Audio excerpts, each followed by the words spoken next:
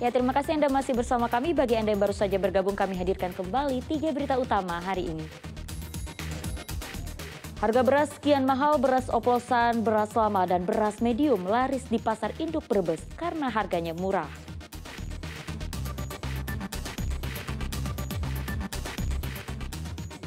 Minyak subsidi minyak kita mulai tersedia terbatas di Kabupaten Pati. Para pembeli wajib tunjukkan KTP agar mendapatkan minyak kita.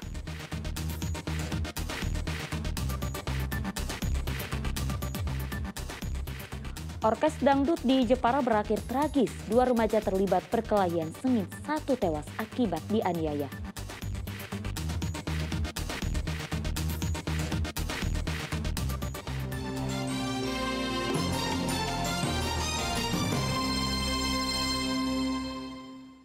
Ya, seorang remaja di Kabupaten Jepara tewas setelah terlibat perkelahian sengit dengan remaja lainnya. Korban tewas akibat kepalanya dibenamkan di air di sebuah perkebunan tebu.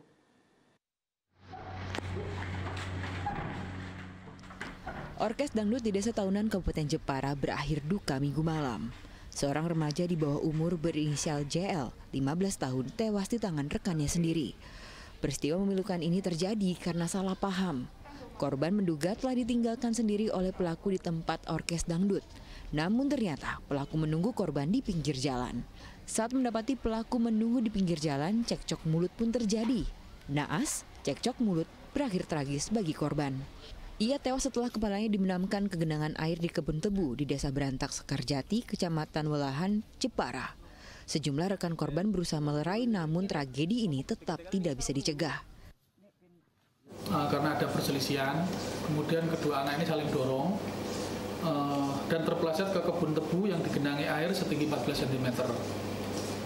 Posisi ketika terpeleset jatuh, saudara korban LJ ini di bawah dan anak yang berhadapan dengan hukum atau tersangka ini di atas tubuh Lian. Dengan lengan tangan kanan menekan leher belakang, dengan posisi muka menyamping, ditekan kira-kira 3 menit dan berhenti menekan leher setelah dilerai oleh saksi. Setelah dilerai, posisi korban sudah tidak bergerak, kemudian berusaha ditolong dengan bagian perut diangkat ke atas supaya air keluar dari mulutnya, tapi korban tidak tertolong dan meninggal dunia di TKP.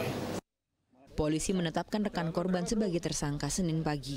Namun karena masih di bawah umur, tersangka didampingi Balai Permasyarakatan selama proses hukum berjalan. Arif Nur melaporkan dari Kabupaten Jepara. Sementara itu, cegah kenakalan remaja, polisi berinisiatif mendatangi sekolah-sekolah untuk menyosialisasikan etika dan aturan bermedia sosial. Sosialisasi ini sangat penting karena pertikaian remaja kerap berawal dari keributan atau salah paham di media sosial. Kapolres Grobogan bersama jajaran mendatangi SMP Negeri 1 Purwodadi Senin pagi. Polisi sengaja mendatangi satu persatu sekolah untuk memberikan pemahaman kepada para siswa terkait cara bijak menggunakan media sosial. Selain itu, para siswa juga diberikan pengertian tentang etika dan aturan bermedia sosial.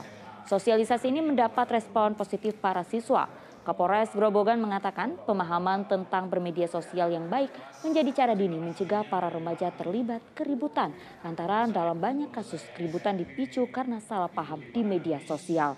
Para siswa juga diajarkan untuk memilih dan memilah mana yang pantas untuk menjadi teman dari kenalan di media sosial. Supaya adik-adik di kelas 7, 8, dan 9 serta anak-anak dari SMA di Grobogan ini sekalian mendapatkan pencerahan mengenai bagaimana bijak bermedia sosial, kemudian bagaimana mengetahui bagaimana aturan-aturan lalu lintas, dan memotivasi mereka supaya ke depan mereka menjadi generasi-generasi penerus bangsa yang bisa. Sosialisasi 18 partai beserta dan tahapan pemilu 2024 disambut antusias warga Boyolali. Mereka mendatangi tenda-tenda yang disediakan KPU pada gelaran Hari Bebas Kendaraan pada Minggu pagi.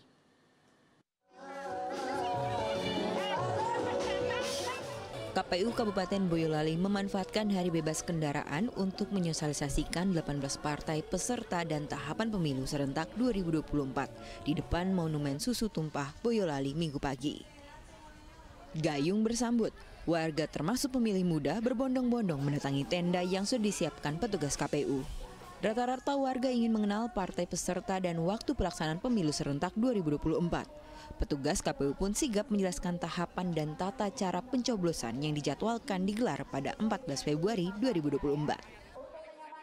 Jadi saya pengen tahu kapan coblosannya dimulai, lalu berapa partai, kayak gitu sih Mas. Terus tadi dijelaskan sama Mbaknya juga terkait prosedurnya seperti apa, terkait pemilihan, terus berapa partainya, kayak gitu.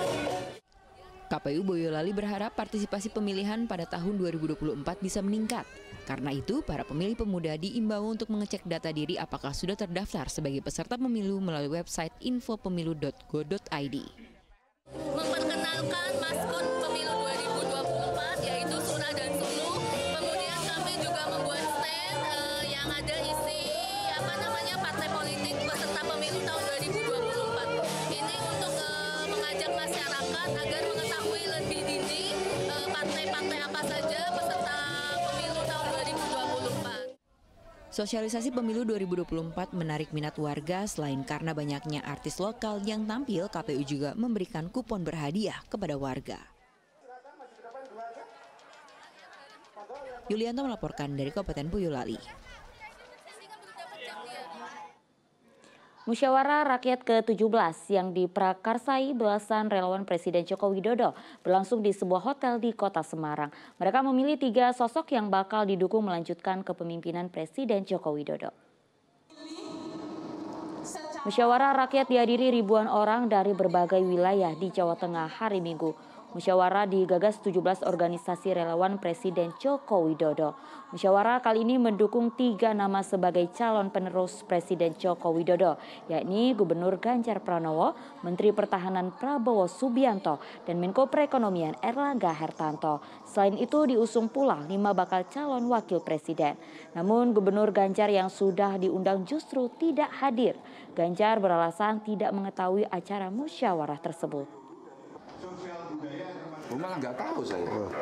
Pak ya. Tahu. Pak Gub, pentingnya lima nama kandidat dapat undangan belum?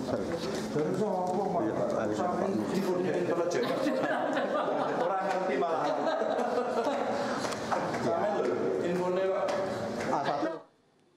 Puluhan buruh dari sebuah perusahaan berunjuk rasa di depan kantor Dinas Tenaga Kerja Grobogan menuntut perusahaan segera membayar uang lembur. Para buruh dari berbagai pabrik di Kabupaten Grobogan membentang berbagai spanduk berisi tuntutan agar pihak perusahaan membayar uang lembur yang tak kunjung dibayar pihak perusahaan. Perusahaan yang dituntut adalah PT Sai Apparel. Selain uang lembur, para buruh juga menuntut kejelasan status kontrak buruh menjadi karyawan tetap serta penghapusan berbagai bentuk kekerasan di lingkungan pabrik. Kepala Dinas Tenaga Kerja Grobogan Teguh Harjo Kusomo membenarkan PT Sai Apparel memang belum membayar upah lembur karyawan dan telah dilakukan pembicaraan. Perusahaan berjanji segera membayar uang lembur karyawan. Unjuk rasa buruh terjadi setelah video adu mulut sengit terjadi antara salah satu karyawan dan manajer produksi perusahaan.